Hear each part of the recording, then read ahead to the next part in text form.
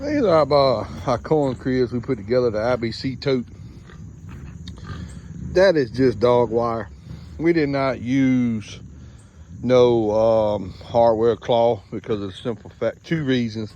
It's really expensive, and we don't know if we're gonna do this year to year or not, and we might change and do something different and make an actual wooden crib or a big round crib. So we're trying the cob corn out this year.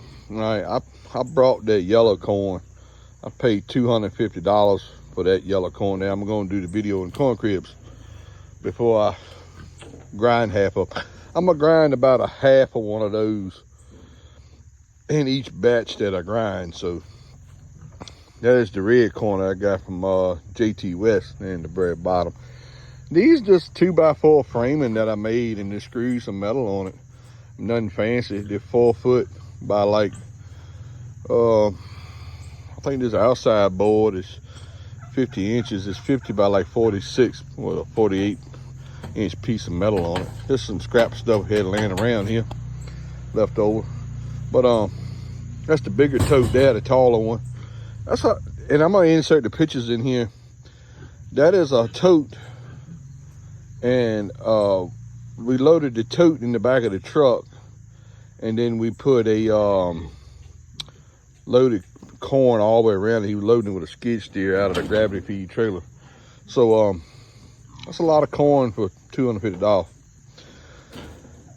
Its downfalls to doing this cob corn, you see how much I'm losing. I should have put something on the ground to catch it, but I didn't.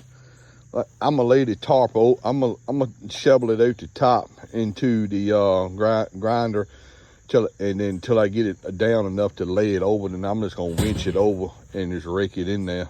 Basically, what my plan is here. So that ain't gonna make but about 4 mixes. I'm gonna do half of one and then half of one, and the rest shell corn. I just did this to make my shell corn go a little further. I'm trying to get enough feed together for the entire year, and I'm not gonna have to grind feed but once every 2 months. So I'm gonna mix a ton at a time.